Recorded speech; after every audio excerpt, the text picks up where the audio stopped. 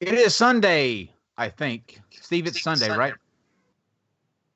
Yeah, I all day believe it is long Sunday. until it's not Sunday any longer. Makes sense. I am Kyle Curtis. Welcome to Non-Sequitur. As always, joined by Steve McCrae, who is just spoke right there, Steve. And we have coming back with us a very special guest, one of our favorites, Dr. Joshua Bowen. Dr. Bowen, how are you? Doing well. How you guys doing? Excellent.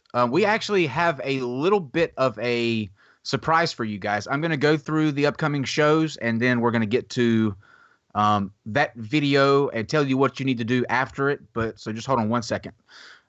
Tomorrow we will be joined by Pastor Darren, who is a pastor of a very unique kind of church, one that you wouldn't think of as a church, but it is. He is the pastor of the Church of Satan. And tomorrow we will be doing something interesting because I think that everybody would have a question for somebody who claims to be a Satanist. And if that's you, then please send your questions to us on Twitter. That's at NonSec Show. That's NonSeq Show. And we will ask those live. That will be a whole entire show with some questions that we have, and then you guys asking questions on your end. So it'll be a heavy involved with you guys. So come ready to participate. That's tomorrow at 8 o'clock. And then on Tuesday, we have Weed the People, a debate on the legalization of marijuana. We're going to not be talking about so much the medical issue because I think that everybody involved does agree to a certain extent that medical marijuana should be legal. It will be on the issue of it recreationally. And that will be with the Geek Room, Frankie Wolf and Brand the Law and SJ and a guest that she will be bringing. And then on Wednesday, if you thought it's been weird that we haven't had a Flat Earth show in the past 3 weeks, well, you will be happy because we will be getting back into the swing of things with Flat Earth on Wednesday at 8 o'clock. Red's Rhetoric will be taking on his screen name is like Wotan, I think, Steve. Wonton. Right, Wonton. but he Wutan says it Clan. Wonton. Yeah, I don't know. He's Wotan or Wonton, one of the two will be taking on Red's Rhetoric. That's Wednesday at 8. And then our Egyptologist, Maggie Bryson, who Dr. Bowen was so kind enough to put us in contact with, will be with us on Thursday at 8 o'clock to talk about the secrets of the Sphinx. So now that we've got that out of the way, Dr. Bowen and his wife are putting together an awesome channel. It will stem off of things that you heard with him on the last show that he was with us.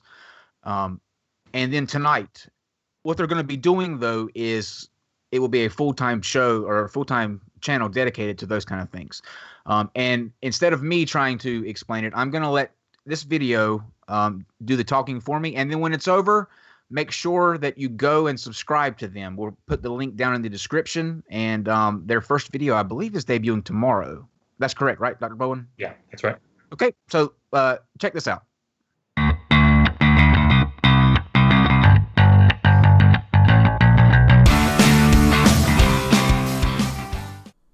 Hi, I'm Megan. And I'm Josh. And this is Digital Hammurabi. Our aim is to provide easy to understand and reputable scholarly information about the ancient Near East in an entertaining and engaging way. The ancient Near East encompasses the areas known today as Iraq, Iran, Syria, Palestine, Turkey, and Egypt. Megan and I specialize in the languages and culture of ancient Mesopotamia, modern Iraq and Syria, a field known as Assyriology. We hope that you find the information here both intriguing and educational as we facilitate the dissemination of modern scholarship about the exciting world of the ancient Near East.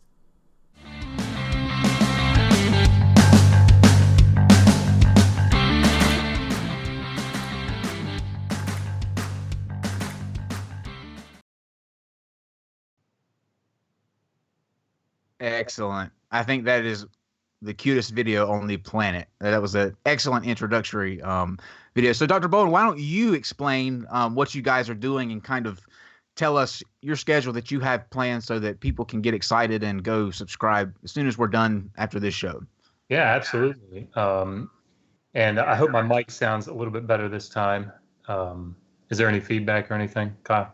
No, sounds great. Very good. Yeah, I guess I just needed to give my mic a little bit of time to evolve. Oh, nice.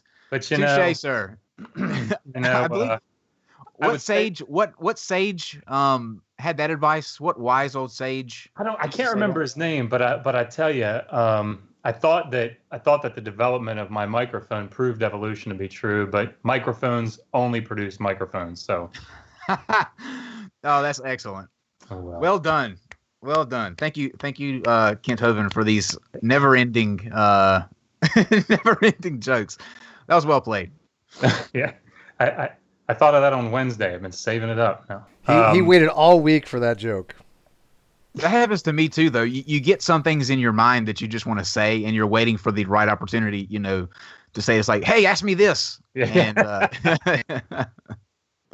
And No, and I'm really excited actually about the digital Hammurabi. So 2 weeks ago when I was on, the idea I guess came up that maybe we'd put a channel together, which sounded pretty daunting to me. But my wife is a genius, and she's sort of taken it upon herself to put it all together. And of course, Kyle and Steve have been really helpful. And so digital Hammurabi is what we're calling it. And my wife came up with that. And I promise that you'll see her face on the videos a lot more than you'll see mine, which I'm sure is quite a relief to your viewing audience here. But no, it'll be really good. So we thought, maybe the way to go about it was to really focus on the biblical angle and the connections with the Bible. And certainly that's going to be a big part of it. But, the ancient Near East, ancient Iraq, it's such a big part of Western culture. And, where we are today really was born there. And so I think thinking more broadly about it is really important. So, there's some major fields that kind of are the staple maybe of ancient Near Eastern studies. So Assyriology, what we do, what Megan and I do, of course, is our favorite. So ancient Akkadian, Sumerian, those sorts of things. But there's also Egyptology. There's archaeology, the ancient Near East.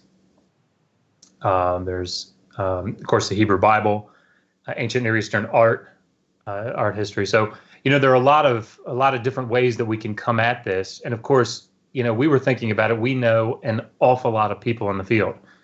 And since, we went to Hopkins, and my wife is just about to finish up there in the near term, but we know a lot of young scholars. For example, Dr. Maggie Bryson, Egyptologist, brilliant scholar, and we know a lot of them.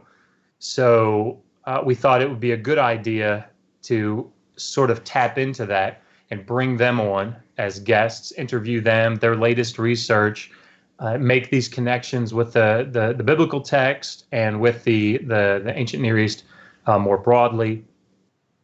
And we also thought it would be kind of cool to do what we're calling daily data, and having sort of like a fun fact Monday through Friday, where we tweet out a cool fact about the ancient Near East, and then we do a corresponding video, maybe 2 or 3 minutes long, where we go into a little bit more detail about that particular fact. So we've got the first 5 recorded, and I don't know, I'm really excited about it because they're interesting. Just as a little teaser, maybe, we have a video about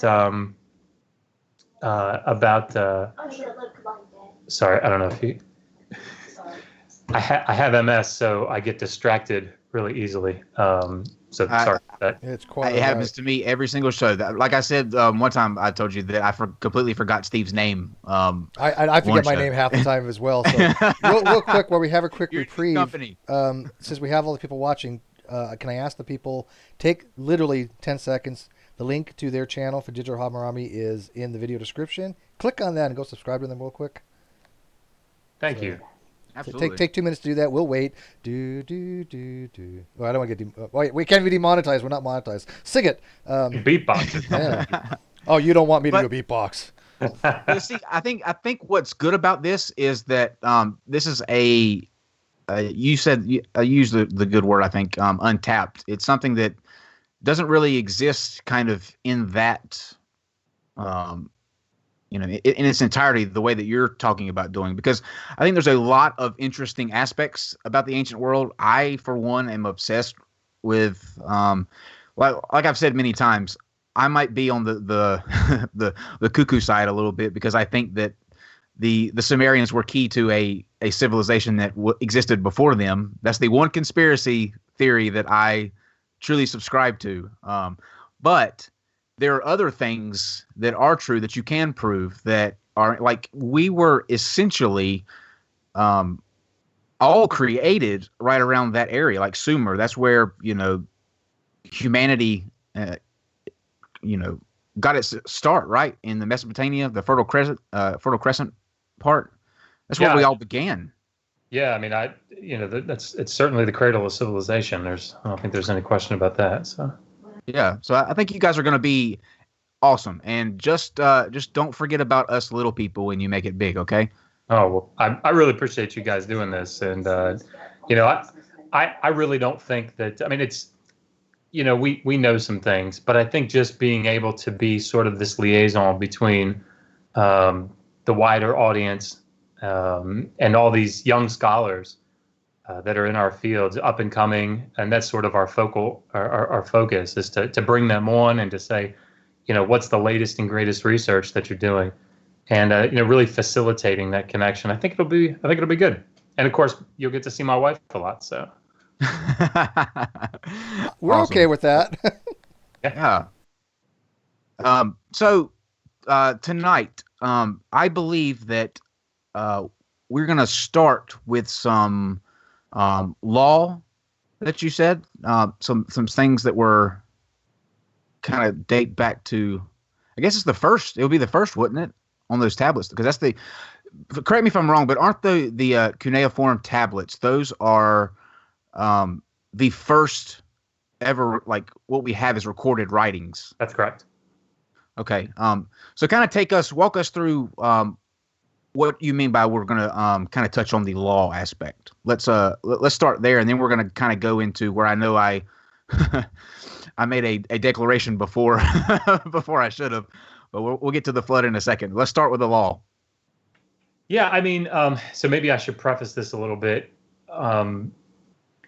Assyriology is pretty broad, and there are a lot of connections, obviously, that can be made between Assyriological studies, Akkadian and Sumerian, and the literary, liturgical, administrative, legal texts, and the biblical text. And so, when we first started talking about this, Kyle, you and I started talking about it. It was sort of like, why don't you just come on and we'll kind of see where it goes. And so I sort of sat down over the past 2 weeks and thought, well, what could I talk about? Or at least what could I be ready to talk about? I mean, I didn't put together a presentation or anything, but I read a fair amount on some topics. So, I revisited my dissertation and some of the interesting connections I think that you can make between these lamentational texts and the biblical text. And then I thought it would be kind of cool, we could talk generally maybe about, the book of Exodus, for example, Exodus 20, as an example, and you see the laws that are laid out there. And, certainly they didn't exist in a vacuum. So, we have quite a bit of information that predates the biblical text, the biblical code, if you want to call it that. And, of course, Hammurabi is one of the more famous ones, but there are others that even predate him. So I went back and did, some reading on that to sort of refresh my memory. And again, I don't have a specific presentation. We can kind of talk about it if you like. Sure. I think a good starting point would be, you hear a lot in debates and some of the discussions that we have. the person on the atheist side will often actually cite Hammurabi's code in various, especially in the morality debates, because people will bring up like the Ten Commandments and those kind of things of how, that's an example of God giving a way for people to behave, and you'll often hear shot right back that no, actually Hammurabi's code was the first establishment of these type of laws. So I guess that would be a good starting point, because you hear it so often, to explain what that is and why that is relevant. Yeah, and I would say, and I don't think I'm certainly not alone in this. Hammurabi, while it is early, certainly was not the earliest. And I've got my other laptop here on the side, so if you see what I'm doing, that's sure.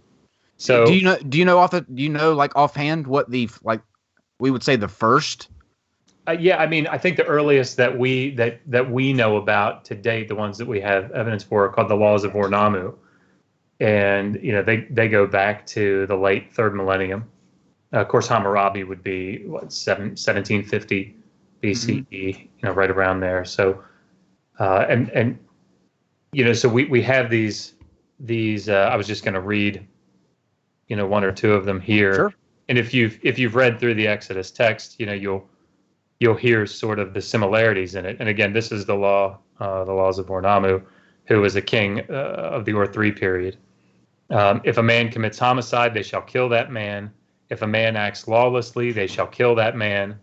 If a man detains another, that man shall be imprisoned and shall weigh and deliver 15 shekels of silver. So you can hear it's the same sort of structure that's laid out in Hammurabi's law code.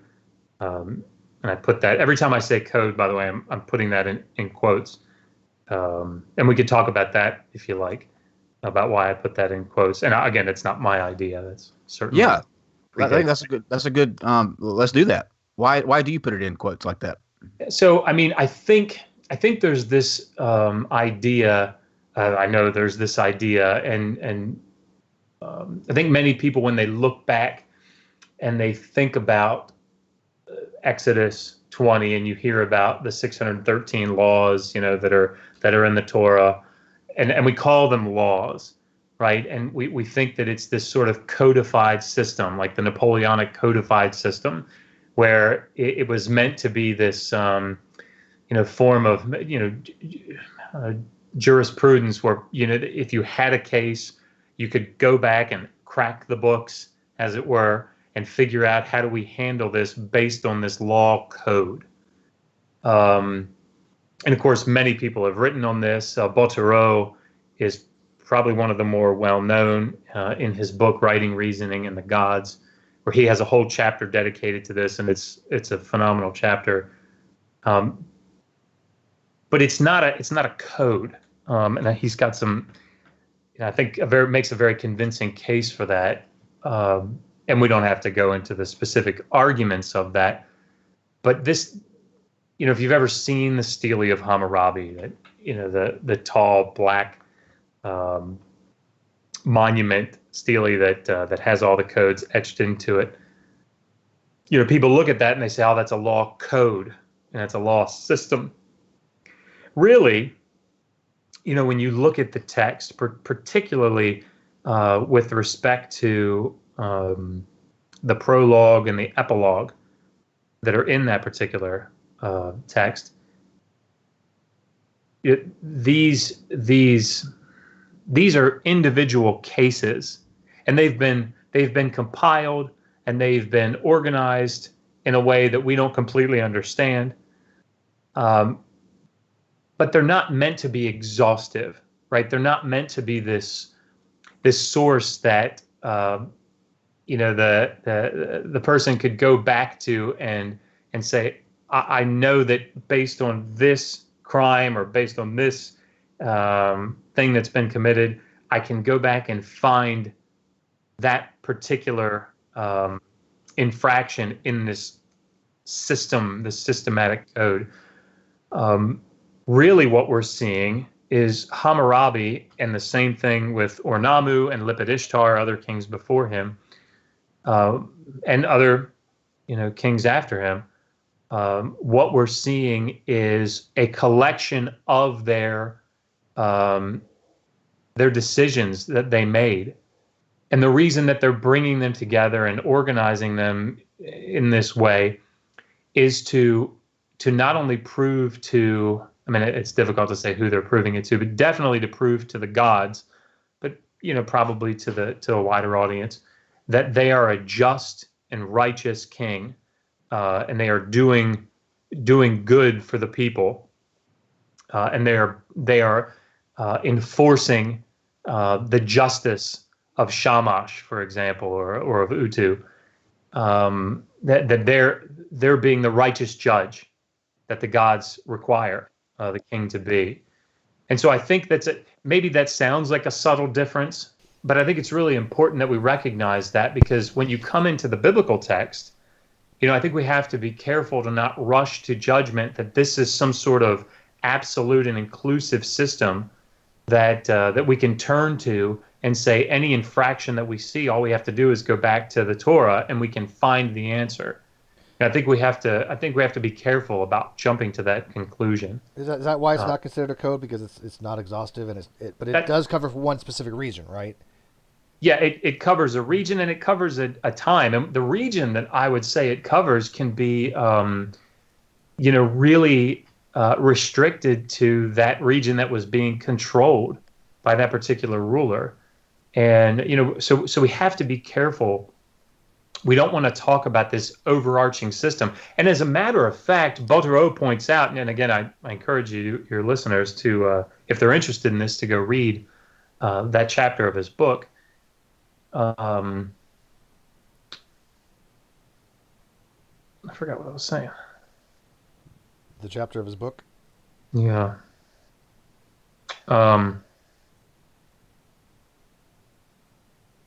Sorry, this will happen to me from time to time. I would have to rewind. What was the name of the person, if you can remember that? Botereau. I can't pronounce it correctly. I would even attempt. Yeah, I know my limitations. I can't get historicity correct. Hysterectomy. Jesus is hysterectomy. I remember what I was going to say. So even within the laws in that stele of Hammurabi, you don't have consistency in the laws themselves. For example, you'll see earlier, for example, in the code, a judgment that comes out, and then later on, there's a very similar case that comes up, and the penalty is very, very different. And so there's not this internal consistency even to that set of laws themselves, because it wasn't designed to be that, right? Hammurabi's not sitting down with his, the scribe that's going to put this thing together and saying, okay, let's make sure we have our system right. Right, that's not what he's doing. He's just, and we actually find it. He's pulling individual decisions that he's made during his reign, and he's just having them written out. Right, so we actually have a legal text that shows a very specific case, and I can't remember all the details of it now, but there's like a traveling businessman that goes and he can't pay to free somebody. And so he has to appeal to the temple, and then I think ultimately to the palace to get the money.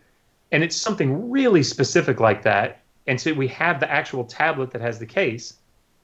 And then if you look at the stele, you can see it's abstracted, but it's if a man is a traveling businessman, so it doesn't have his name. If a man is a traveling businessman and this situation arises in which he has to free a particular person and he can't come up with the money, he will first appeal to the temple for the money, and then if the temple can't provide it, he'll appeal to the palace. So they use it as kind of like precedents, right? Like we do nowadays. A case would come up that they haven't, seen before, and then extrapolate from that a general type of law that would apply if that case were to come up, in the future. I think that's what we have to be careful about, because if that's sort of the idea that people would come to this text with, right? That we have these cases that we can look back and appeal to. What I would say is we want to be careful about that, because you would expect that general principles, cases that show general principles, would be sort of the norm. and that's not really what we see in the code. In fact, if you're coming to the code of Hammurabi and trying to create a legal system, it's very difficult to do that. In fact, this would be a little more technical, but Raymond Westbrook, former professor who's since passed away, out at Hopkins, wrote a 2-volume monumental work on ancient Near Eastern legal texts and the legal system, and he wrestles with all of these texts in detail. So, sorry.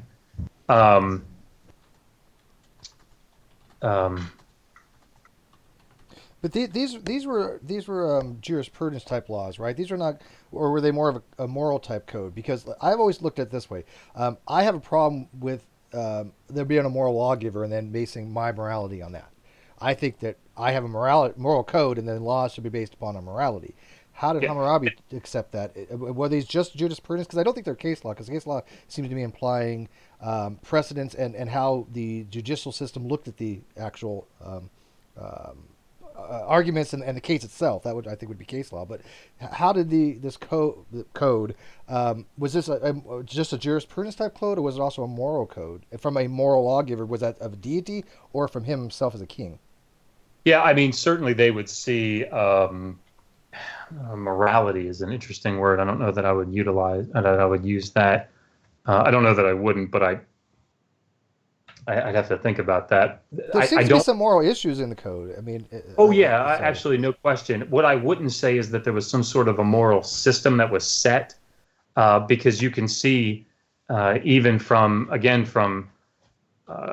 law to law that there's not this well-defined system that they're basing their decisions on. And again, I'm going to be careful as I talk about this. I'm not an expert in this area, right? If you were talking to Raymond Westbrook or people that one of his students or something, and maybe that's something that we'll do on the channel, is bring somebody on to talk about this in detail. But what we don't, I think we want to be careful to say that there was some set moral system behind these laws that was driving these laws.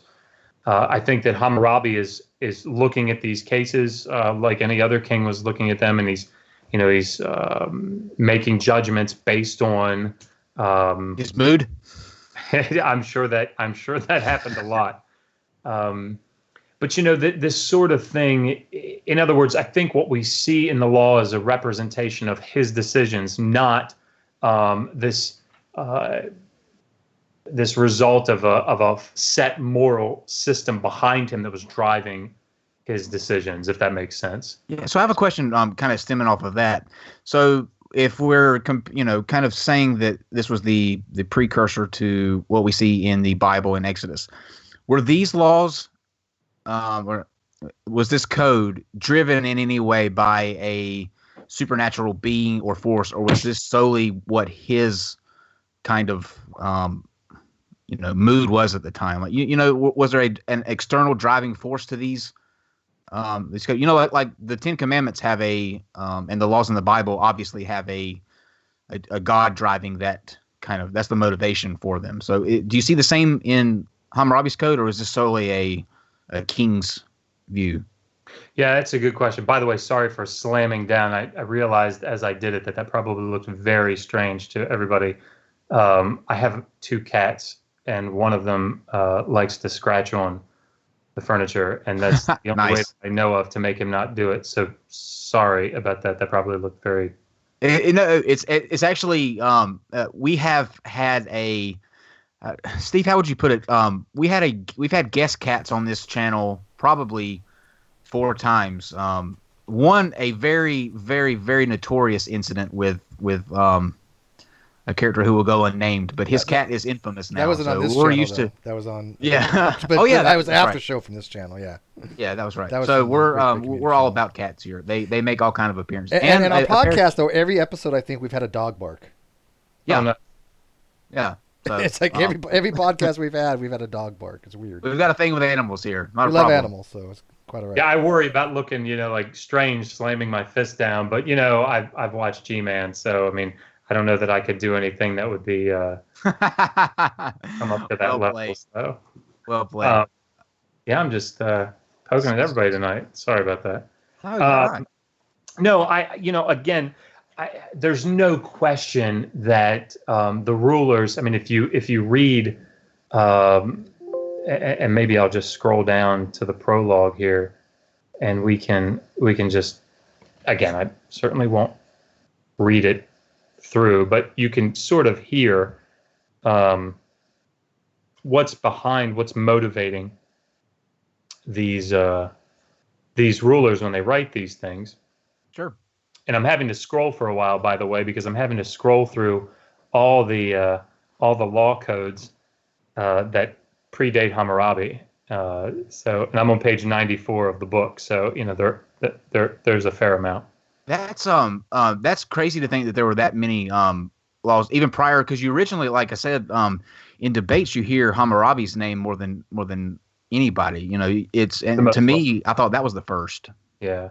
I mean, he's got the coolest looking, monument. So yeah, while you're looking, I'm sure that has a lot to do with it. While you're looking this up, I'm curious: was the code itself more of a retributive or restorative type thing? I mean, like an eye seems to be not really restorative. Obviously, to me, it just seems more of a punishment, retribution. So, is there any kind of like differentiation in the code between these things of what he was trying to accomplish as far as in terms of theory of justice? Yeah, sure. And I mean, again, we're sort of leaving my area of expertise. What I can say is that, in the laws that Hammurabi sets out, not all men are created equal, right? So you have sort of the higher class citizen. You put out his eye, there's one punishment. But if you put out a lower ranking person's eye, maybe it's just you pay a sum of money. So that there's a sort of distinction that's made. Certainly in these laws, there's the idea of restoring someone to make them whole. So if you steal something from them, at certain points, or if you're I'm trying to think back to individual laws, but if you do something that causes someone else to suffer loss, there definitely is a repaying them X-fold for their loss. Punitive? Yeah, I mean, it certainly, I would say, is. Again, I'm not a legal expert. But it's definitely to make them whole. The main thing, yeah. I remember I took one law course in college, the whole point is to make somebody whole again, right? Yeah. Yeah, and that's definitely, I think, seen very clearly in the laws themselves. But as far as why, and I think that's the more for me, that's the important thing to remember about these laws is why is this thing being set down by the king in the first place? Because I think that's a question that we have to answer before we come to the biblical text. Not to say necessarily, and again, I won't say necessarily because I haven't done the research. And it's not my area of specialization, but it's definitely something that we want to keep in mind when we come to the biblical text, because I'll just read a little bit here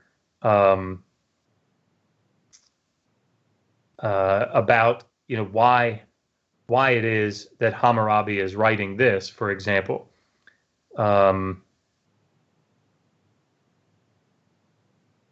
Sorry. While you're finding your place there, let me make one announcement real quick. By the way, guys, if you want, what we're doing now is we're starting a Discord server.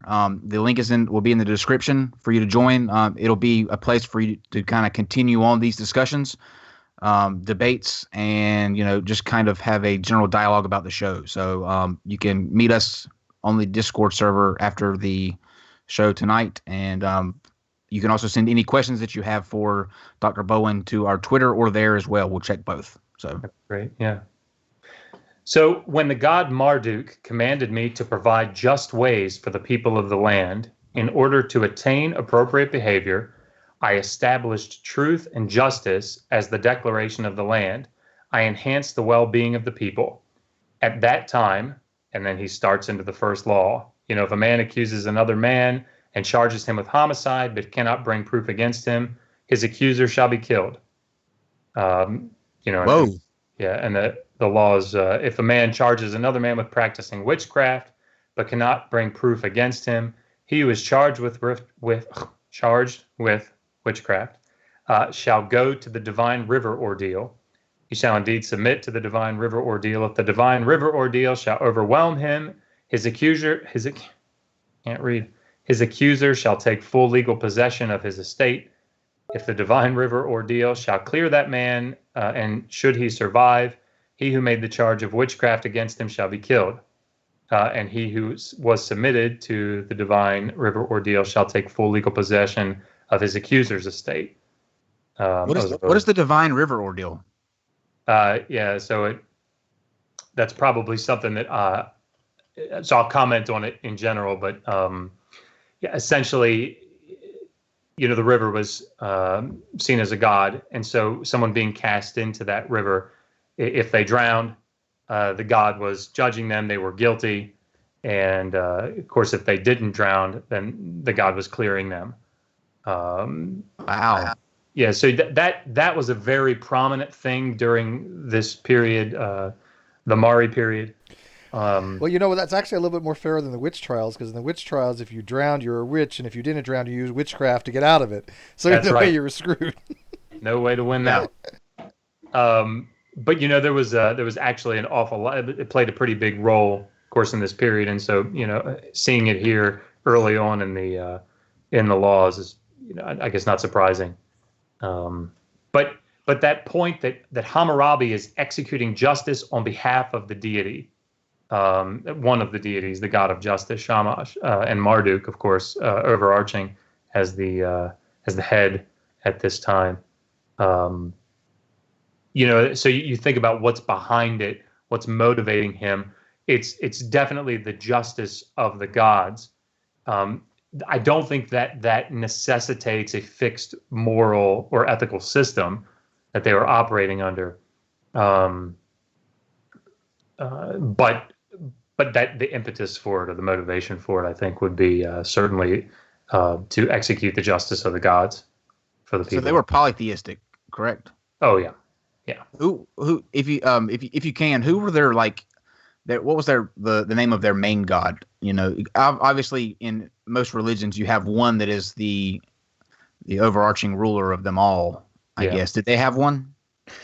So that's a tough question. There's a book written by Oppenheim, a popular book, and he's got a chapter that's called "Why a Mesopotamian Religion Should Not Be Written," and it sort of goes to this question of, you have 3,000 years of history roughly, where you have different parts of Mesopotamia at different times practicing subtle,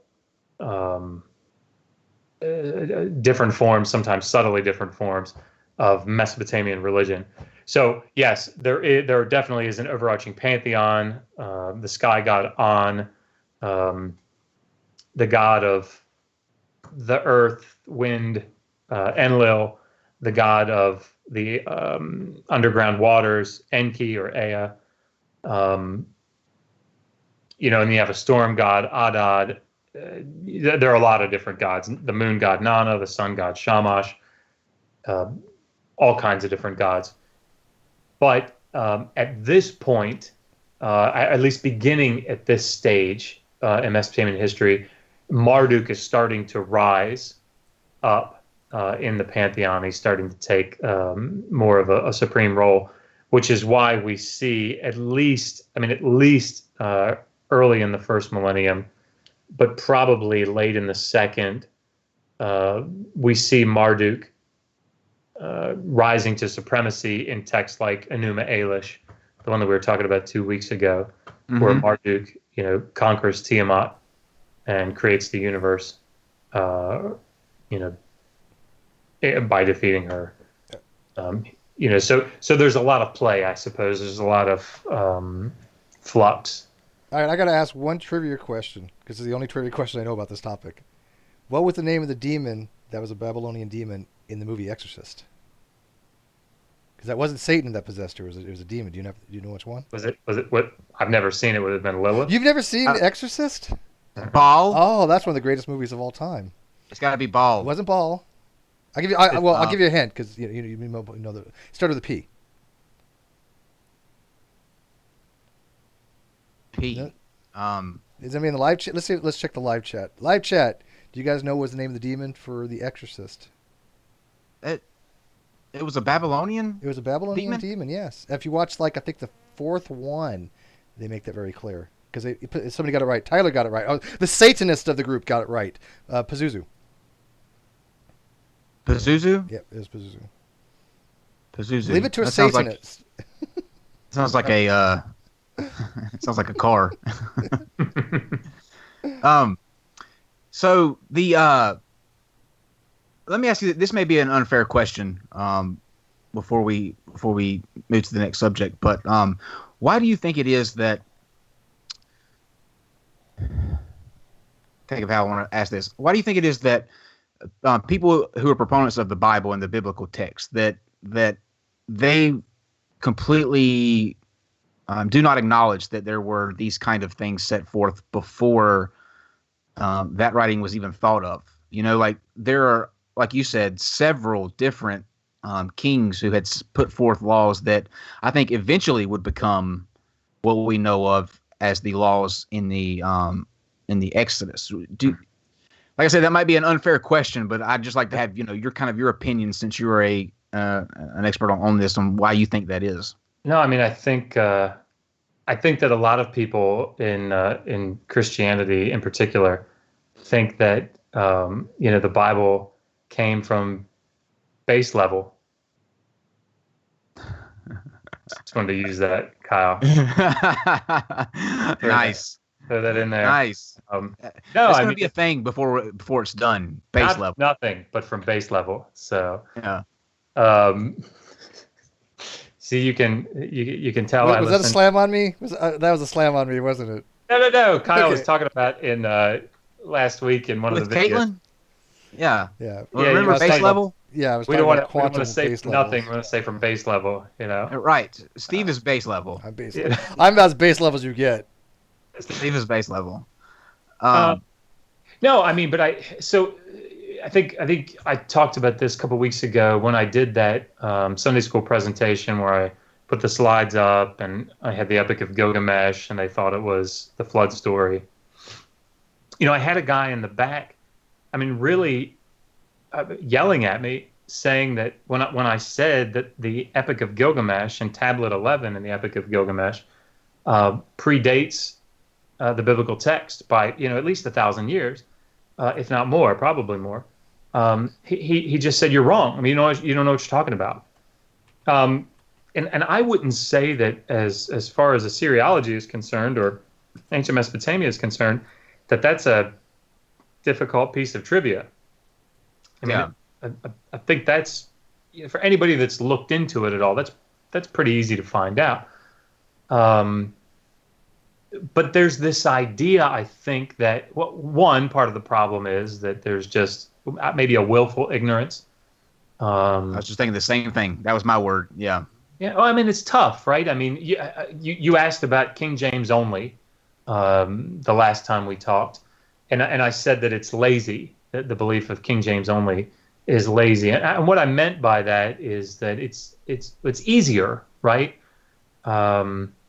We were talking earlier today about textual criticism and about how you have to compare the manuscripts and try to get back to an original reading, and that stuff is tough, and it's a lot of work, right? And so if you can sort of come up with a system where all you have to do is you have this point in time when all things are right and all things are good, and we can go from that point, particularly if that point is easier to get to, and you don't have to consider all the stuff that's behind it and how maybe it led up to it.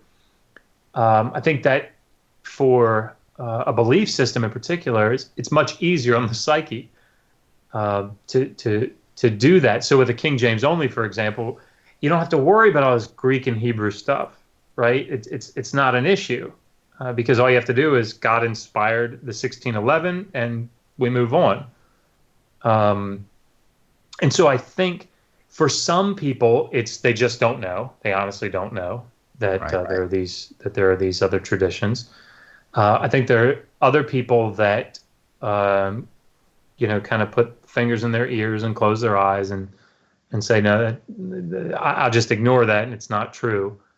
And then there are others that they have to acknowledge it.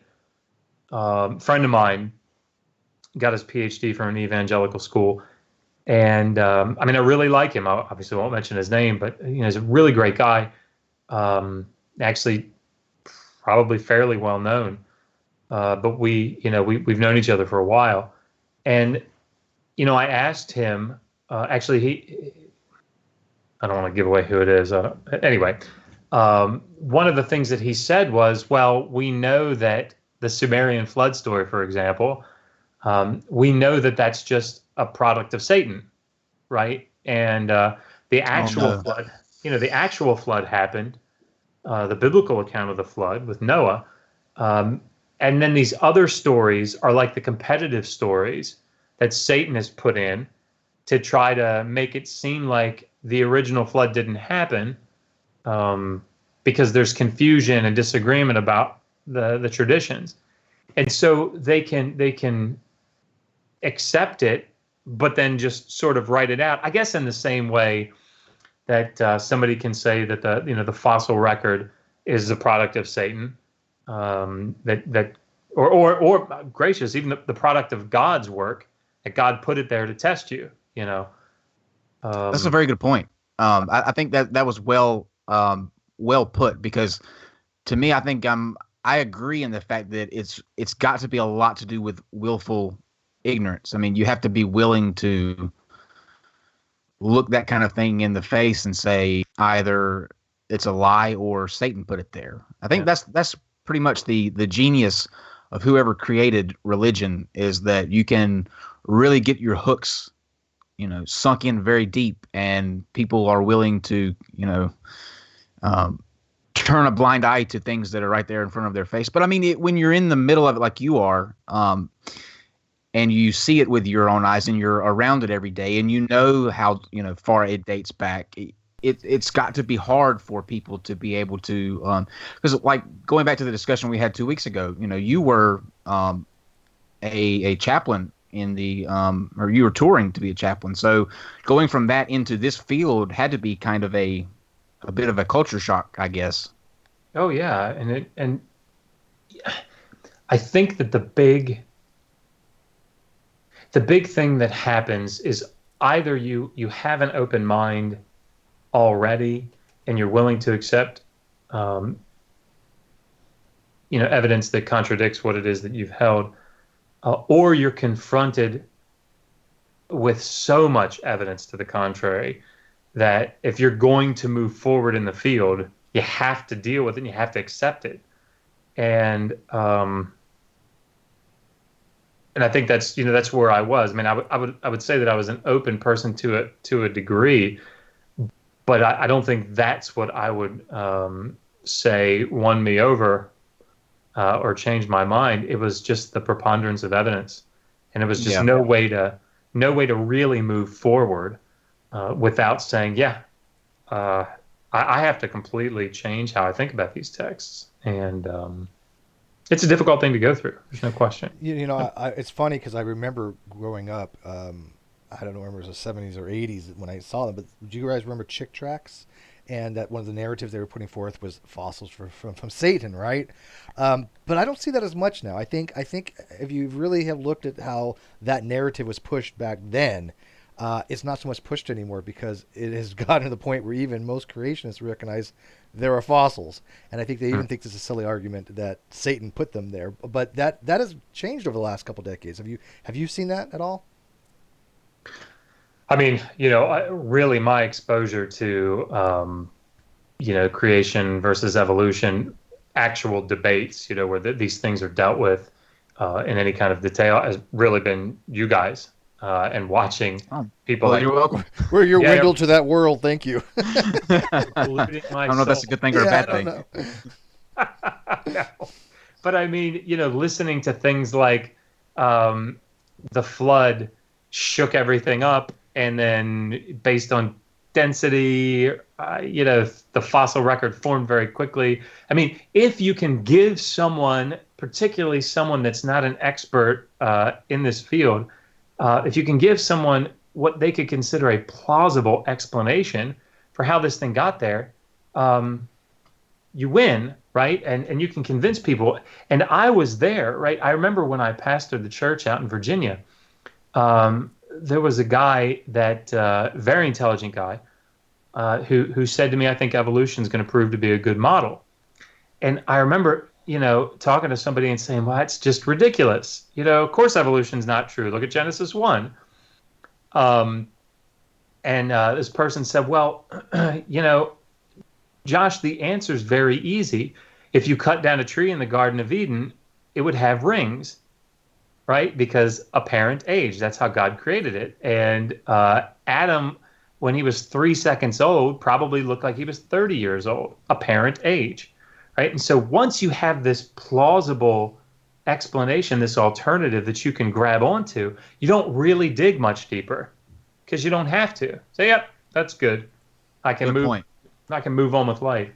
And it really takes either being confronted so much so that you can't move forward. Either in my case, in my career or in my education, I couldn't move forward without really grappling with these things. Or there's just so much information that there's really nothing else that you can do but deal with it. And of course I had the former. See, I when I hear something like that, I don't think it's plausible, because I think that then channeling denotes a connotation of a more likelihood, right? But I don't think the apparent A is called I think it's the Omphalos hypothesis that refer to as, or last Tuesdayism or last Thursdayism, makes no sense to me, right? I mean, granted, it could be, but it's something beyond anything we could ever know for certainty, right? Epistemically. So why even have that kind of explanation for anything? It's a non-explanation for anything. Yeah. So, and I think the reason is that but it fits into your ontology, right? You're like, oh, that's right. Well, it's a possible. Yeah, sure, it's possible. So might as well include it and make it a plausible thing rather than, that doesn't really sound like a great explanation to me. That's right. Yeah, but if you know, if you know this biblical text is the infallible, inspired Word of God, and it's that way in a literal, grammatical, historical hermeneutic. And you have to read the text in that light, and of course you see things that are, I would say you have a flattened genre understanding. That's what it means. That's the truth, no matter how implausible it Everything sounds. has to fit into that. That's right. Yeah. And as long as you can have something that you can say, yes, say here is an explanation. Yeah. That's all you need. No matter how tenuous of an explanation, That's right. A non-explanation. That's well put. I see that quite frequently, actually. Yeah. And I think it has a lot to do with the fact that people don't know, like you were saying a minute ago, too, that there are stories that predate the ones in the Bible, and that it's highly plausible that those stories in the Bible were obtained by these, various earlier cultures. And one that I think we're going to kind of get into, thankfully you were listening to one of the shows this week where I kind of threw something on you. But the flood, I think that is probably one that in every civilization, I think, even in the Americas, I believe. I was watching something the other day where the Native Americans even had a version of the flood. So I think in almost every civilization that existed has a kind of a narrative that goes along with the flood. And I know that in your specialty, the Sumerians had one. Can you kind of tell us about that? And do you know how much earlier it dated or predated the Noah's Ark in the Bible? Yeah, I mean, so kind of a tricky question. A dissertation. I mean, a book was just published. I'm assuming it was his dissertation, Chen, 2013. I can't remember the name of the book now, but it's something like Flood Story. I can find it if you guys remind me. Sure. But my friend Caleb was going to write his dissertation from Hopkins. He was going to write his dissertation at one point on the flood narrative. He decided to go another way and do something else, which I think was actually really, really important to the field. Hopefully, I'll be able to get him on the program and interview him because on our channel. But this book, this 2013 book, makes the argument that the Noah flood story, or that particular story that follows that sort of, build the ark because the earth is going to be destroyed, put all the animals on it, sort of thing, goes back to the old Babylonian period, and no earlier. I don't know, and the old Babylonian period would be 2000 to 1600 roughly, BCE. I haven't read the book through and analyze the argument, the arguments in a way that I would consider that would make me feel comfortable enough to comment on it. But if that's the case, that says something, I think, about this idea that this particular flood story is the flood story that actually happened, historically, and that Satan was able to I can't think of the word. Use it as a way to deceive. Yeah,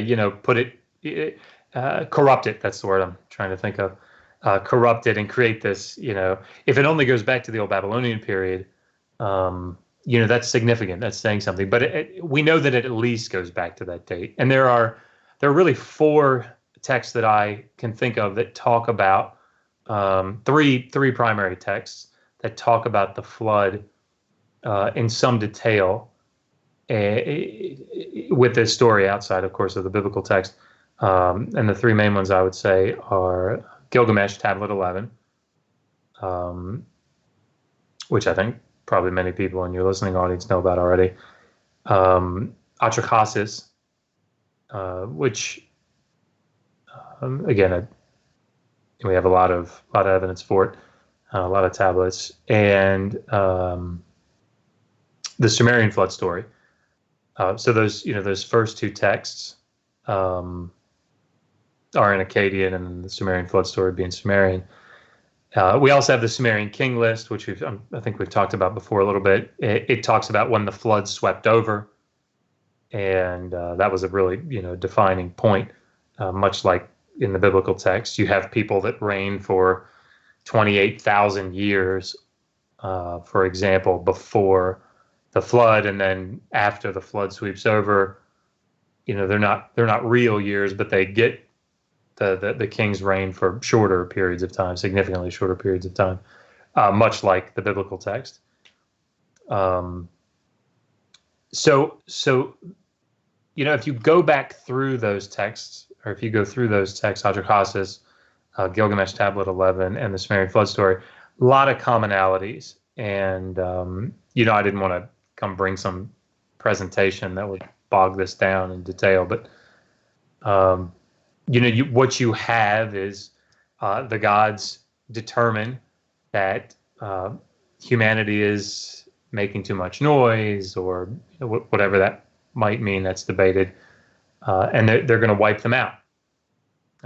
One god in particular has decided he's going to wipe them out. And for example, in Atrahasis, you have different attempts by the god to do that, be it through disease going throughout the people or famine. There's a god, Enki, Ea, that comes and sort of stealthily saves the day, right? And so ultimately, Enlil becomes so frustrated that he says, all right, you gods have to all swear an oath to me that you're not going to help out humanity, because something's going on where they're getting help. So everybody swear to me, and of course all the gods do. But then Ea goes down and whispers to the reed fence, to the wall, and of course on the other side of the wall is the Noah character, Utnapishtim, and he says, "Hey, build a boat, buddy. Rescue yourself." So he keeps his word. In the letter of the law, maybe not the spirit of the oath, but and so the Noah character in Nepishtim, or Ziud goes and builds this boat. Of course, I think we talked about this last time, but one of the differences being that it seems like the Noah character is actively trying to save the people, to get them to turn from their sin. And the Utnapishtim, or Ziud is being tricky and lying to the people and saying, "Hey, there's been a determination that I can't stay in Enlil's domain anymore here on the earth because I've fallen out of favor." And so Enki has said that Ea has said that I can come down and live with him in the underground waters. So we have to build this boat. And so Sneaky. and of course this is all Ea's planning, and so the carpenters of the city come and help him, and people bring in ropes and oil and pitch and all these things.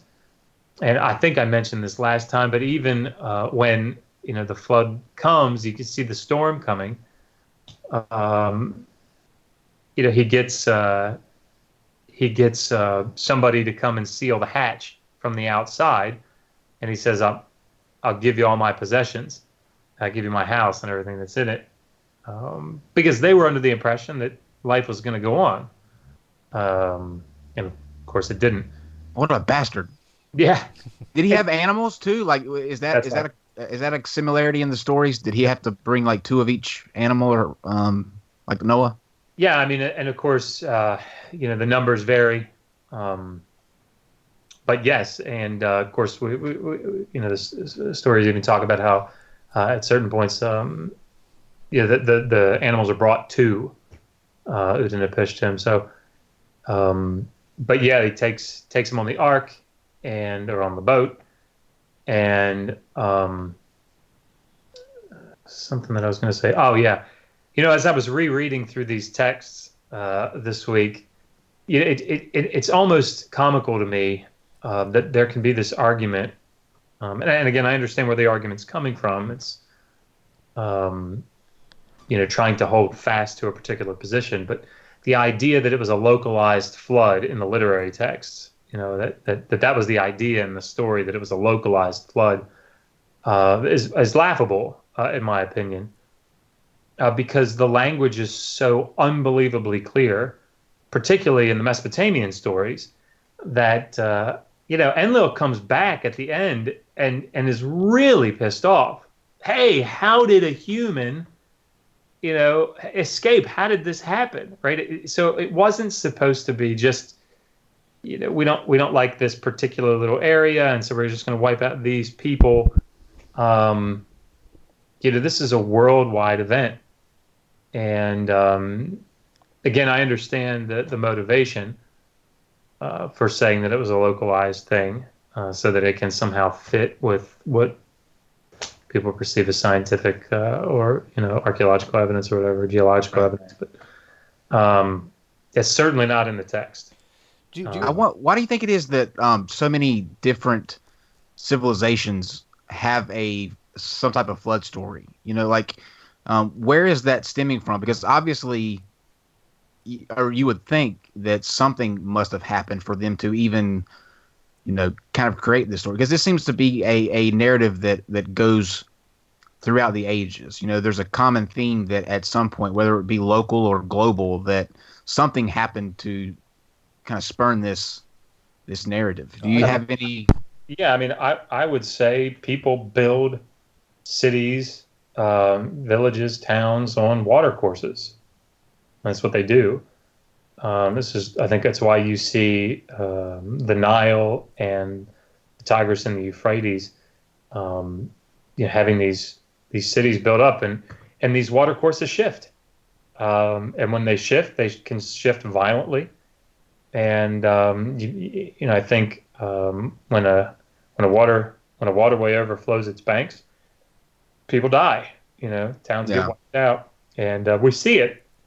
We see it particularly in Mesopotamia. I mean, you can see from satellite imagery, you can see ancient waterways, and so when you look at a city like Mari, for example, and Mari is off the Euphrates, originally they thought, well, certainly this can't be ancient. This mound can't be ancient Mari. It's too far from the river.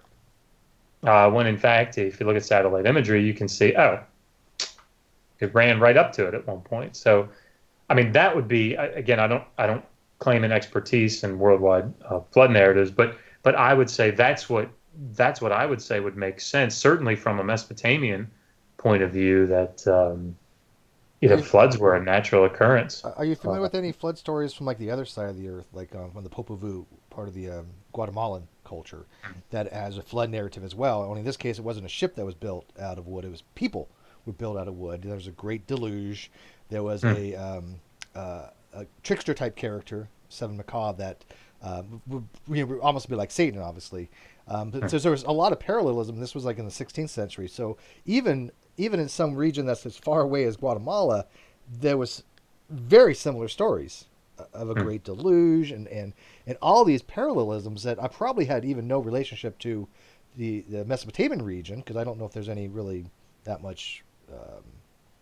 Was there anybody from yeah, well, probably a little, probably no crossover, but they seem to have developed a very similar type creation story. So is that, you think, something that's just maybe ubiquitous in mankind, that we're going to tend to relate the origin of things by what we observe? And basically, like you said, we see things like the river overflowing. We like to have a hero in a story. There was like two kids. There was a hero on the Popol Vuh. And we like to have a villain. So is that something like just in general cross culture? Yeah, I mean, that strikes me as reasonable. I've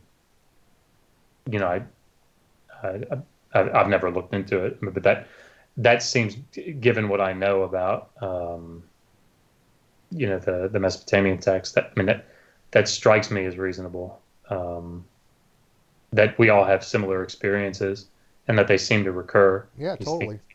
So I think that probably I don't know if there's any way to tell this for sure, but when you were talking earlier about the polytheistic gods that Sumerians have, I think that probably in some way played a large part to what we saw in Greece with the god of wind and war, and as you name those off, it seems like it started in one localized region and just kind of spread outward, to all these different civilizations. And with that came stories like the flood story and those general laws that seem to be, consistent throughout each type of religion, that all stem from one region of the planet, and that is the Mesopotamian region. Yeah, I mean, certainly when you think about the interplay between Akkadian, Sumerian, and the later biblical text, there was one of the tweets, or the daily data that we're putting out this week. One of the stories is international diplomacy, and I won't spoil it, because I'd like everybody to be intrigued enough by it to go view the video. But learning the game quickly. Yeah. But I mean, it's really interesting because, there's a lot of interaction very early on in the ancient Near East. And so this sort of intertextuality that we see, it's not just in Mesopotamian stories and the biblical text. You can see Ugaritic influence, up north on the Mediterranean coast, the city of Ugarit, Ras Shamra, a whole bunch of tablets up there that were written in an alphabetic cuneiform script, which is, one of their main characters is Baal or Baal, however you guys have heard it pronounced. But so there's a lot of influence on the biblical text. Baal is the rider on the clouds, and there's some debate about that influence. But I think there's something there in the Psalms. Yahweh is called the rider on the clouds, and I think there's some definite intertextuality going on there. To what degree, I think that's debatable, but there's definite interplay and influence throughout the entirety of the region, and so it only follows that you'd have these sorts of similarities, throughout. Baal is considered to be a demon now, right? Who is? Baal. I think he's considered to be in Christianity. He's one of the really bad demons in Catholic. Beelzebub. There's Beelzebub. Hold on, let me see if I can. I don't remember my demonology for AD&D. Which ones were demons, which ones the devils. But I thought Beelzebub was completely different from Baal. Well, Is that just like one of those things like Saturn and Hera or Jupiter and? The word Zeus Beelzebub, kind of the word Beelzebub is Baal Zevuv. Baal just means Lord, and Zevuv is fly. This right here says Beelzebub that was the flies, Baal right? is he's a 17th century occult writings as one of the 7 princes of hell. He's drawn from the Canaanite deity Baal, mentioned in the Hebrew Bible as the primary god of the Phoenicians. So I guess what they did was take the Phoenicians' god and turn him into one of the 7 princes of hell, according to Wikipedia. Yeah, Israelite religion, Canaanite religion, is very complicated. People devote their lives to it. And actually, as a shameless plug for one of my old professors, Professor Ted Lewis, within the next, I think the next year and a half, maybe. I'm not sure. Don't quote me on that. But hopefully soon, he's got probably like a 1,000-page book on Israelite religion coming out. And he's just an amazing scholar. And if you have any interest, it's probably going to be a little technical, but he's a very down-to-earth man, and really likable guy. Writes really well, very well published. Definitely be interested. Yeah, absolutely. I think it's going to be a fantastic work, and he's devoted a lot of time to it. But I think the whole subject, like what you do, fascinates me, especially with it being on the Sumerians, and because I remember something that stuck with me when we first spoke was the fact that when you're going back through and you're reading these tablets, and it's not like what a biblical scholar would have to do with a scroll that you're getting copies of a copy of a copy. You're actually holding the actual tablet that person at that time wrote, and you can in some cases still see the fingerprints in the tablet. I think that's amazing. Yeah, and I don't know if you want. We talked about me doing this. If you think it would be better to go a different direction, that's fine. But we talked about that sort of textual criticism the last time I was on the show, and I mentioned this exercise that I did with a Sunday school class of mine. And oh yeah, absolutely. Let's do that. If you want to, we can. I don't know how. I sent you the PDFs.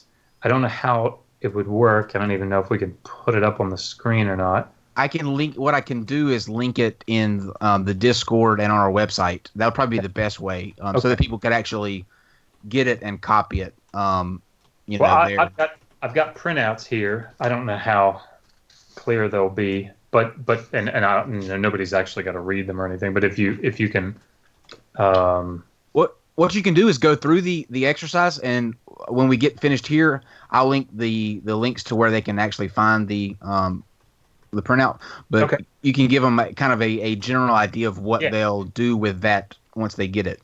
So if you think about This is the Nestle-Aland 27.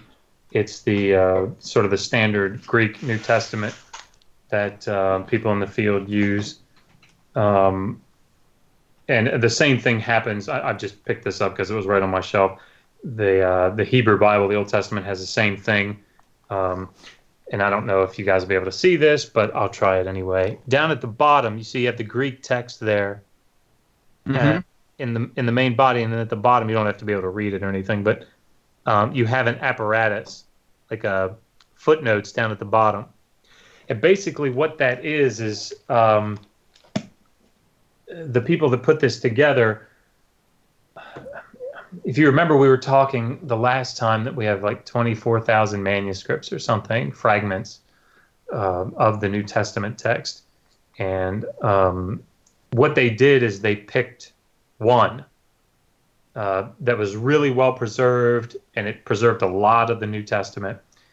And they made that sort of the base text, and they put that essentially in the body, so if you're reading through, that's what you're reading. You're kind of reading that main text. The problem is that there's so many variations. There's so many places where a different word is used, or a different grammatical form is used, or text is deleted, or text is added. And so the way that they chose to represent that is by putting a little mark in the main text as showing you that there's something down in the footnotes. And then you go down to the footnotes, and it tells you this manuscript and this manuscript and this manuscript all read this instead of the word that's in the main text. Does that make sense? Absolutely. Okay, so I wanted to sort of show, in a very basic way, how we kind of got where we are with the biblical and the Hebrew text. The Greek and the Hebrew texts. And if you've ever played that game, I don't know what you call it. Yeah, telephone. There you go. You whisper something to somebody, and then they turn and whisper to somebody else. It's sort of like that. By the time you get to the end, it's changed pretty drastically. It's not quite like that, but it's similar. The principle's sort of the same. So what I did is I wrote out a letter, and you don't have to be able to see it, but I wrote out a letter, so it wasn't typed out or anything.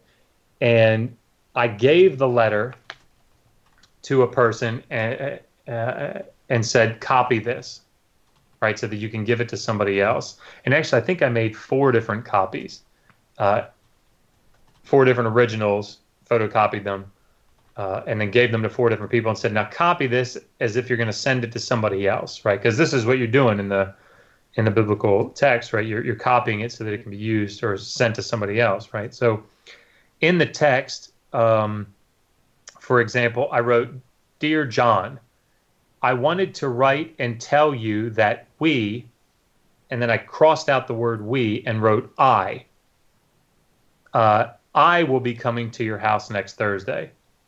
So, you can imagine a scenario where somebody's writing a letter and they say, yeah, Megan's going to come with me and we're going to go over to this guy's house. And then I write we, and I realize, wait a minute, Megan can't come. So then I put a line through it instead of erasing it, and I write I instead. When I put errors like that in there intentionally. I wrote the word the twice, for example, or I misspelled a word. I wrote weather, W-H-E-T-H-E-R, instead of weather, W-E-A-T-H-E-R.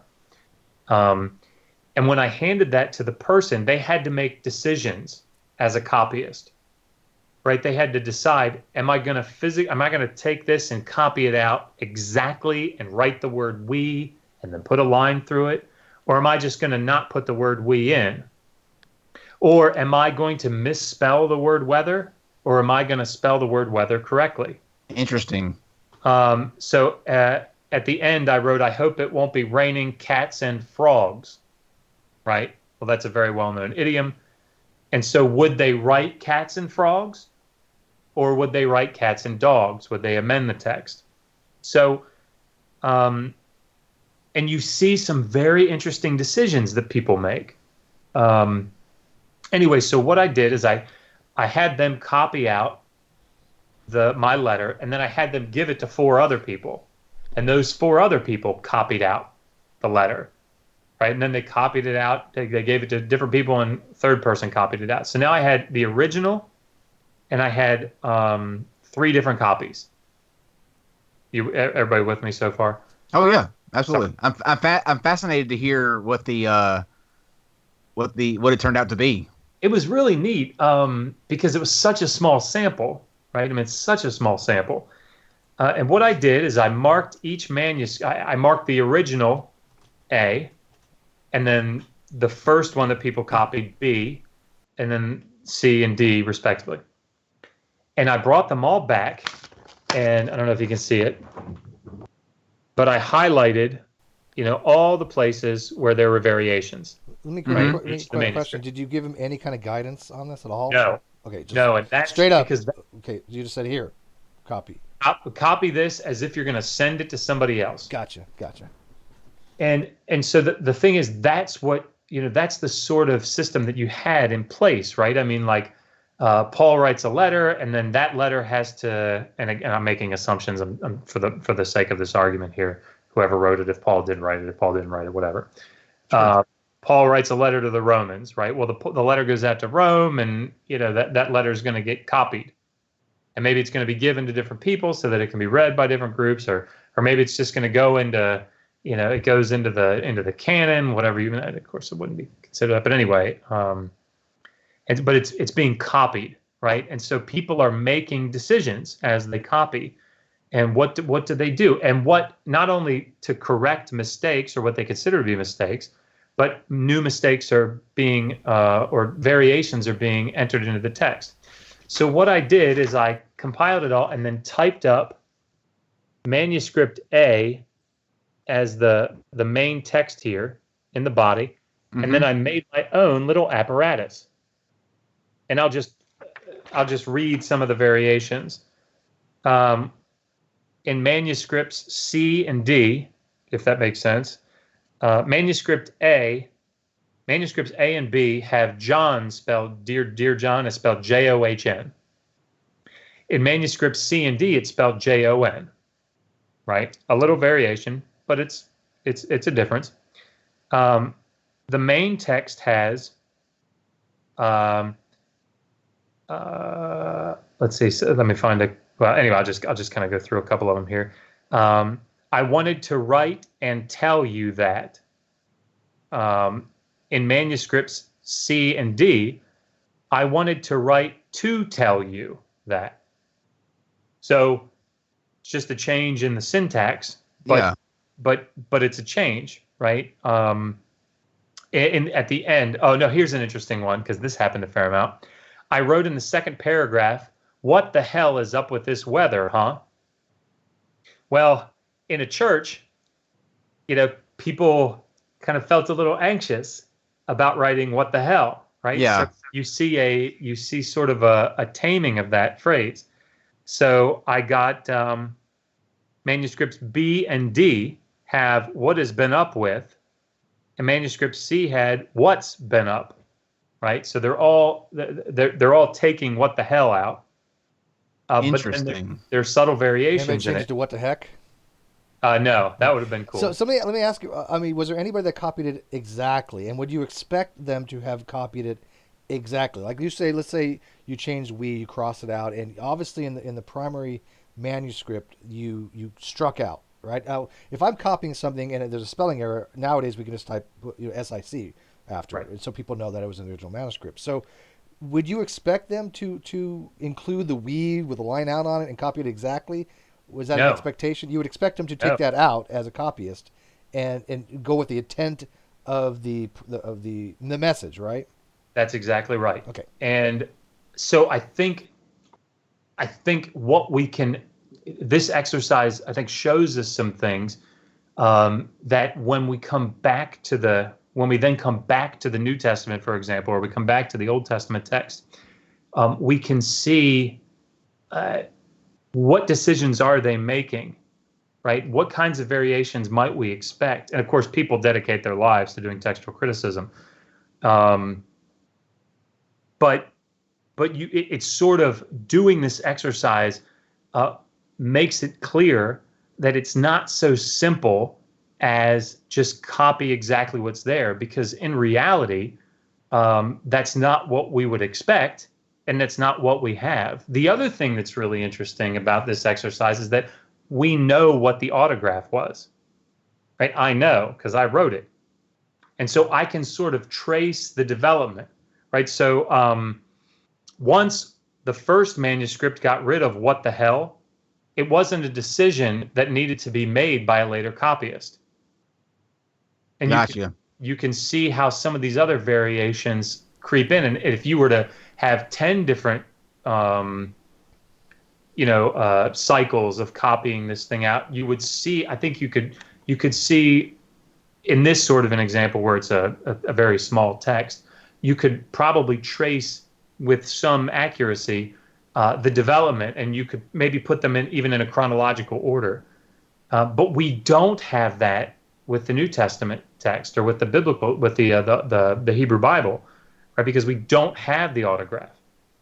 And so, part of the point of the textual criticism, at least of the biblical text, is trying to get back to an original. What is it that actually was put on the paper, right? So in Romans 5:1, do we have let us have peace with God in the subjunctive, where it's unclear what do we have it? It's not an indicative verb, or we have peace with God. And the difference is an omega or an omicron. Big difference in context. Yeah, it's the form itself. Yeah. So these were all single iterations, right? Did you ever take one, instead of having multiple people do it, did you take one person, they would copy it, they would give their copy to somebody else, then give their copy somewhere else, and then see what it's like 10 iterations down the line? No, I haven't done that, but that would be an interesting experiment, right? I think it'd be a completely different message. I mean, I think you're right, and but it's sort of, if your listeners do this, or just look at it based on what I just explained, it'll make so much more sense when you come back to thinking about the issue of what did the Bible originally say? What did the book originally say? Because I think there's this idea that there are these minor little things that we have to sort of sort out, but but really it's actually pretty straightforward. In reality, it's not so simple. And there are some, from a theological standpoint, if you're dealing with New Testament theology, the difference between having been justified by faith, we have peace with God, is very different from having been justified by faith, let us have peace with God.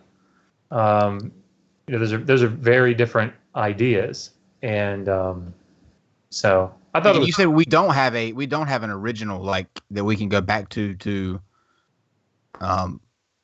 check that, right? Yeah. Why do you think this is probably a really dumb question, but I'm going to ask it anyway, just because I'm curious. If you had the Sumerians who were smart enough to put these things, kind of in tablet form, why did they not do that with the Bible? Yeah, or maybe they did. I mean, so I don't know if smart enough would be the right way to say that. Certainly, we know that people in Mesopotamia wrote on things other than clay.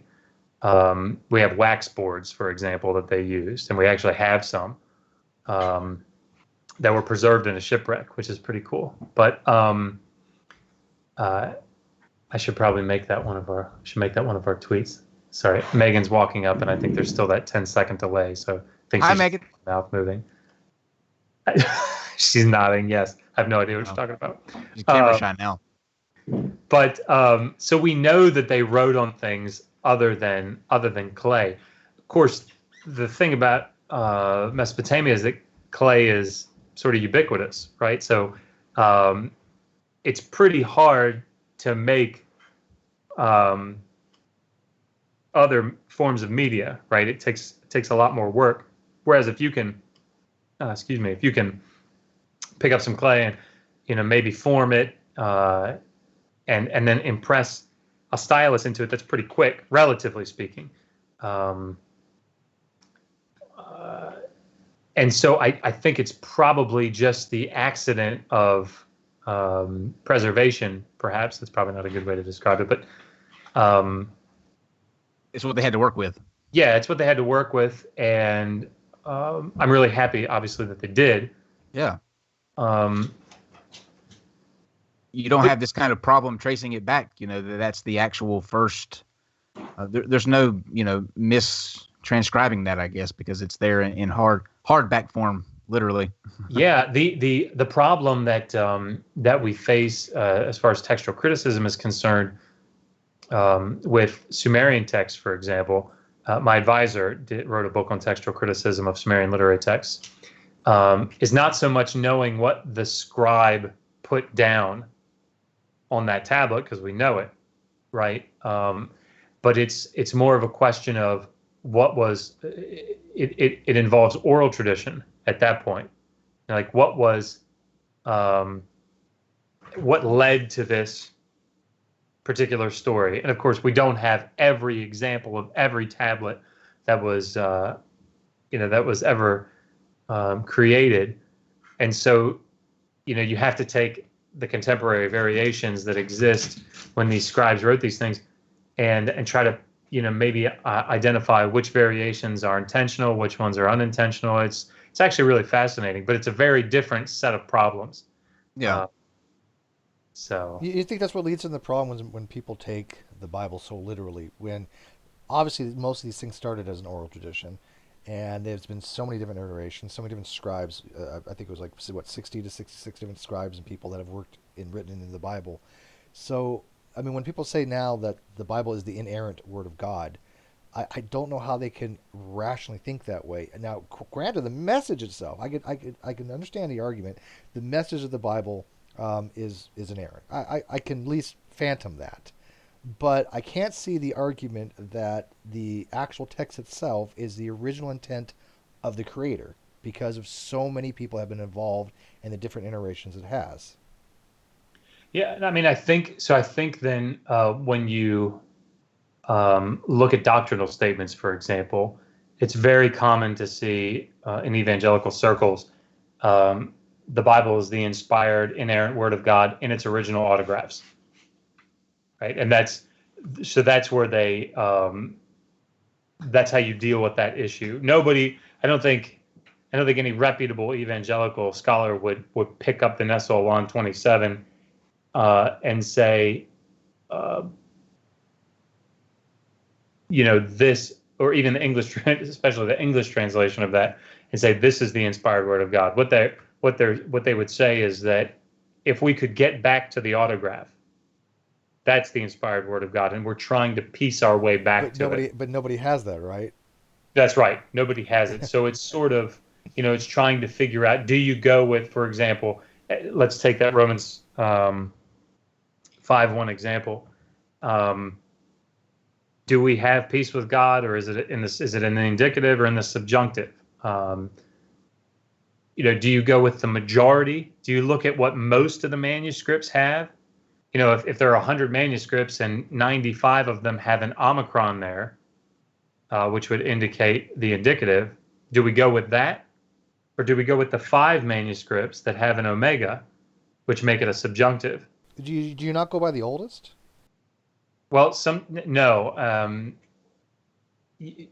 So it's problematic you would think that, right? You would just go with the oldest one because it gets back closest to the original, but that's not necessarily the case. For example, if you have something from, let's say, 400 AD or CE, that may have been copied 6 times before it got to 400.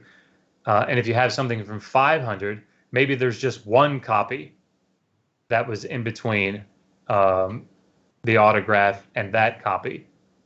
So it's the point. Yeah, it's very complex. Makes sense, right? Well, textual criticism is a very difficult field. I can, if the listeners, or if you guys want, any of the things that I talk about, I can get you secondary literature on. I can get you the resources. Putting links in the chat. Oh, okay. Oh, you can hear me now.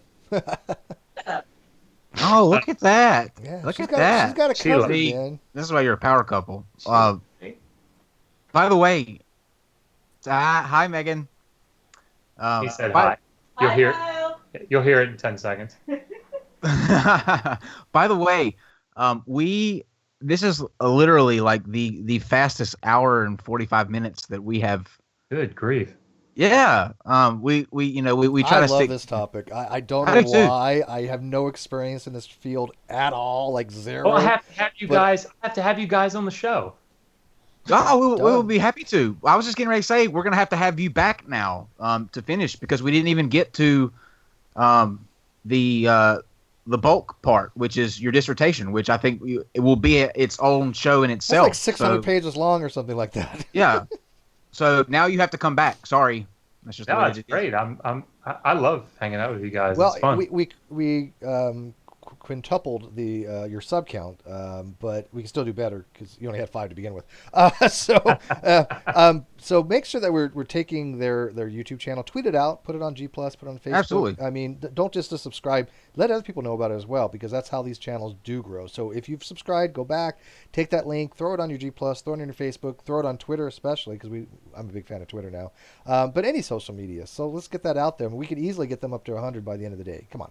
This will be a fantastic channel. I promise you guys, fantastic. And we always leave the last 15 minutes usually for questions. And I believe I have 2 that I've gotten right off the top. Steve, did you have any more? No, I gave you those 2. Okay. The first one, Dr. Bowen, is there any archaeological evidence that the Amalekites or Canaanites ever sacrificed children to their gods? That's a very dark question. Yeah, actually, so I'm gonna not answer that myself. Somebody just published a book on this, good friend of mine, on child sacrifice, oh Lord, Is he sad now? That seems like that would make you a very sad person to research all of that. I would be. Heath Durrell. Sorry, I was trying to think of his name. Dr. Durrell. Let me look up the title of the book. Sure. And while you do that, guys, while he's looking up the title, go subscribe to Digital Hammurabi if you have not. We're looking. Go subscribe. Thank you all very much. I really appreciate that. Megan does too. Yeah. It's going to be. I mean, you guys are a good team, and I think it's going to be a really, really good channel. Because, like me and Steve said, this has literally been the quickest hour and 45 minutes that we've had. We've had some shows that have dragged where we're both looking at the clock, like, why is it not? Why is this not done? Why have we not hit our Oh time? my God, clock! We got to get G-Man back in here. That's what you're saying. He has not been on here. And we generally know Nor when shall he. channels will be doing successfully and when there's going to be followers and subscribers. I mean, most of the people that have been around, they all started at the same boat. Started at 0. People that have come to the community at 100 now have like 10,000, 20,000, 30,000 subs. So people do get subs very quickly if as long as there's content being produced on it. By the way, I think that the biggest thing is people love your wife's accent. So got to have her more on. It's just Also her face. She's adorable. Yeah, so it's enchanting. So yeah, definitely. I think the key too is consistency. Yeah. If you do Monday through Friday and people expect it, then that's the thing that keeps them, coming back for more because they know when, it's a Tuesday. That means they're coming up with a new video. So people look out for that kind of thing for sure. And I love that name, Digital Hammurabi. That's really good. I tried to get them to call it. The Sumerian language is written in cuneiform, so I tried to get them to call it cuneiform. Yeah, I thought that was cute too, but Digital Hammurabi. Yeah, they're super cute. Cute. It's really sweet, guys. I appreciate it. Yeah, and one of the things that Megan and I are doing is we've talked to many of our colleagues in the field, particularly the young colleagues. These people that are, these academics that are, fresh on the scene and have passionate, a lot to offer, and we've got several people that are just really excited to come on, and so I'm not sure. I think next Saturday. I should probably not say, but we're definitely doing something next weekend. I don't know. Interviewing you, dear heart. Oh, she's saying that you're interviewing me. Oh, that'll be nice and exciting.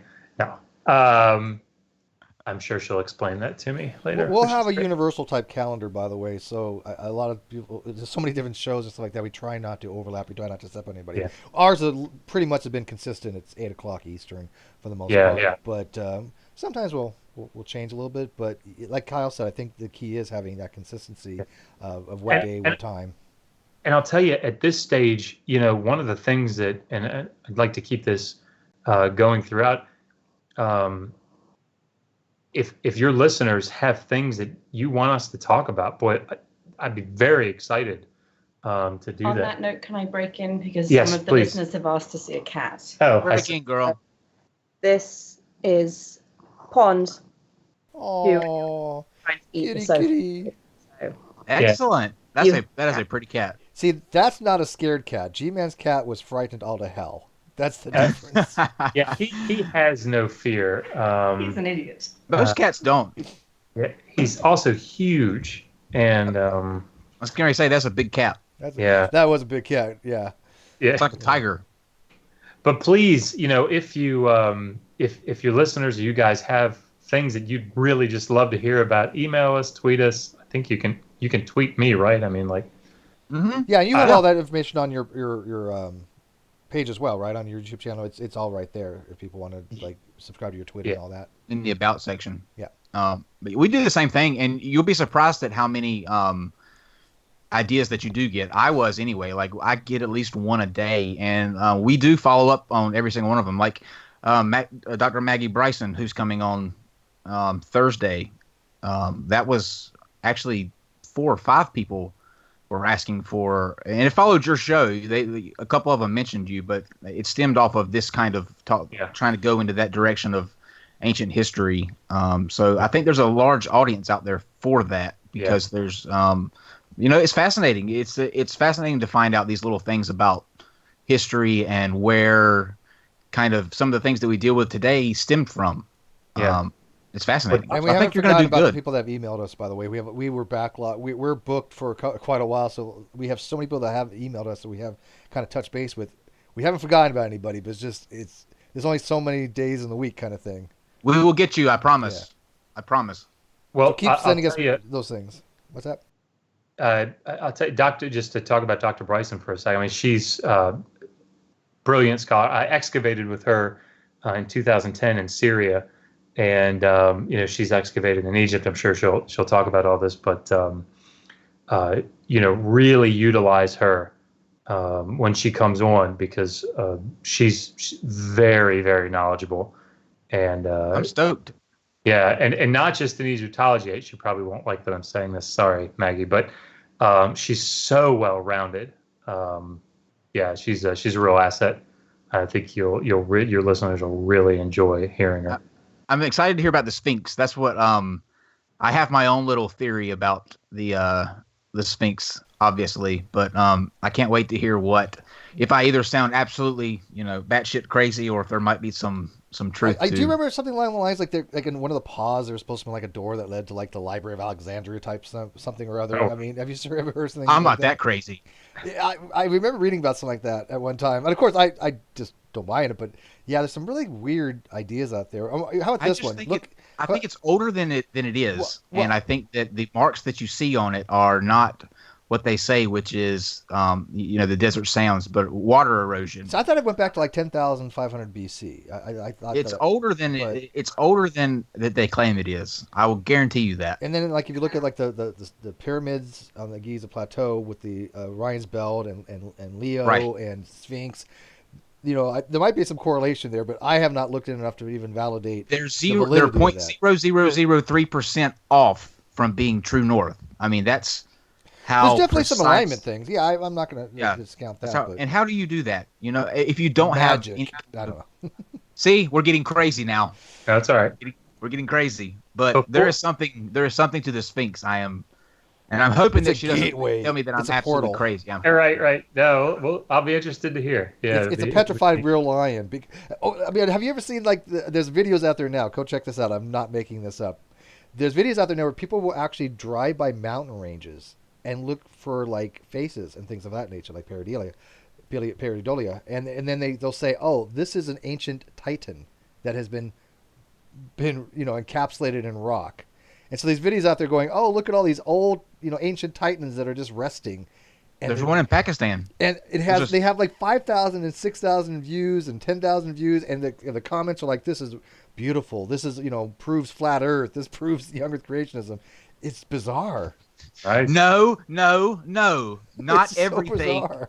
goes back to flat Earth. I've never seen that before. I just ran across it the other day. These stone titans that people are saying that exist in the mountain range. This is why you can't discuss conspiracy theories, because every single one of them always go back to flat Earth. Every single one of them. It really does. Or worse, actually goes. I think goes back to younger. It goes back to the ideology at some point. No, people, listen. Not everything goes back to those two things. Not everything. Somebody says things are independent. They said the Sphinx is the doorway to the flat Earth. There we go. We're done. Right, we're gonna get back on the rails here. I promise. We have one final question. It happens at the end of every show.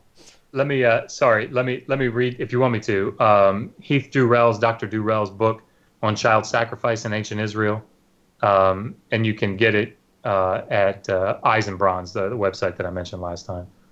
Okay. But yeah, it's excellent. He taught me Akkadian, so grammar. So I tell you what, if you remember, send me the link to that, and I'll link it up to the description. Beautiful. We can do that later on. Okay. Were Joshua not a Christian, would any of his Assyriology studies lead him to consider believing any of their theologies? I mean, no. In short, and I think there are. It's not unprecedented that somebody would adhere to some degree to Mesopotamian religion in the modern era. Well, that's still going on, you think? Like, do you think there are actually people who still believe in those gods that are listed in the those tablets? Yeah. That's interesting. I think, for me, if Mesopotamian literary and liturgical texts do anything for me from a spiritual standpoint, is that they might point toward interaction with the divine, right? And I think at that level, what you're seeing are different communities of people that are wrestling with what they consider to be spirituality, right, and the divine. And if in fact that exists, I just think this would be considered evidence for that. But again, I think you'd have to, from a subjective standpoint, presuppose or come to the conclusion subjectively that that the divine exists, and that's what I would use it for. If that makes sense. One last question, very, very simple question. Can you say one curse word in some weird language? Good question. Yeah. I actually like that question. That's why I had to get in there. Yeah, that's a very good question. So when I was at Hopkins in the Hebrew class, I think it was in Ezekiel, we were going through Ezekiel. There's a construction in Hebrew that starts off with the word im. And it seems like it's just a dependent clause, right? It's not actually a full sentence, and the sentences will be like, "If I do not do this," period. And it's an oath / curse formula, right? And what it means is, if I do not adhere to this contract, for example, may the gods curse me. May Yahweh kill me. Whatever. There's the implied, and so my friend Caleb, I hope he doesn't hate me for saying this, but it was just so funny. we were in class, and it came his turn to translate, and he had one of these curse formulas, and we always struggled with how do you say that? Because if you just do it, woodenly, you'll say, "If I do not adhere to this contract," which is kind of lame. So it came to him. He said, "I'll be damned if I don't adhere to this contract," and it was so unexpected, and of course that's so light from a cursing standpoint, but it was so perfect, and it was my favorite curse word story, I think, in all of my linguistic training. I'll be damned if I don't adhere to this contract, and it captured, I think, precisely exactly what the Hebrew's trying to say. What's the word? It's not so much a word. Im means if, so okay. And that starts the sentence or the phrase, "If I do not do this," and then it ends. Did the Hebrews actually have any kind of invective or pejoratives actually as a curse word? I know like goyim might be considered to be sometimes to be pejorative, I guess. But is there anything that they would, like, if I wanted to say, like, literally, screw you kind of thing, did they have any kind of invective for that? Yeah, I mean, they almost certainly did. I can't think of what it would be. I don't know that. That's a good thing for you to do a video on. There you go. Hebrew invectives. There you go. Yeah. So guys, you have to pay attention to digital Hammurabi to get the answer to that question. There you go. See, at any of these questions that you could ask me, I could say, "Oh, I know the answer to that, but I'm not going to say it. We're going to put it out in the video." And then I could just scramble back and do the research and find it out, and you'd never know. Do the Hovind does. Well, I know the answer, but why don't you tell somebody else for us? Right.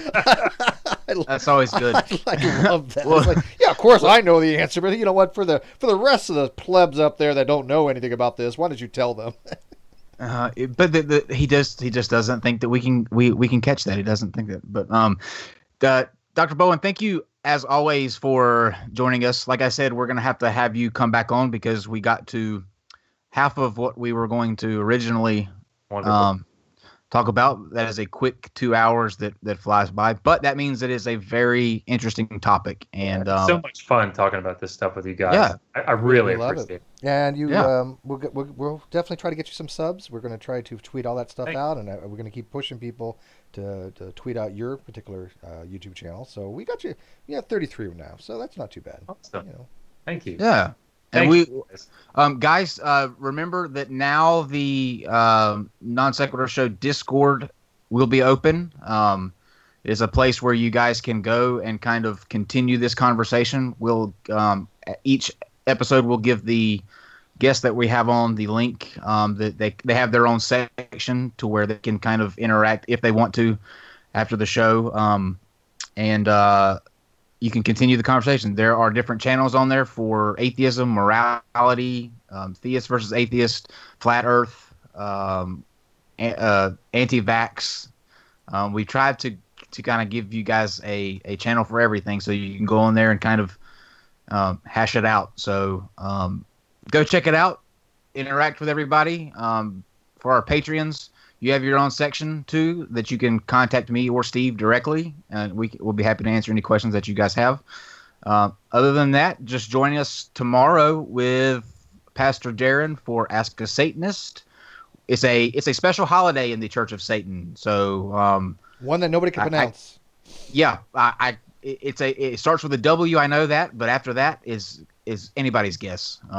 So it's something when even Steve can't pronounce it or won't even attempt it. I won't even attempt it. Won't even attempt this word. Although I know it's a patron saint or some kind, but yeah, not gonna do it. But join us for that. Bring your questions, and we'll see you tomorrow at 8:00. Good night.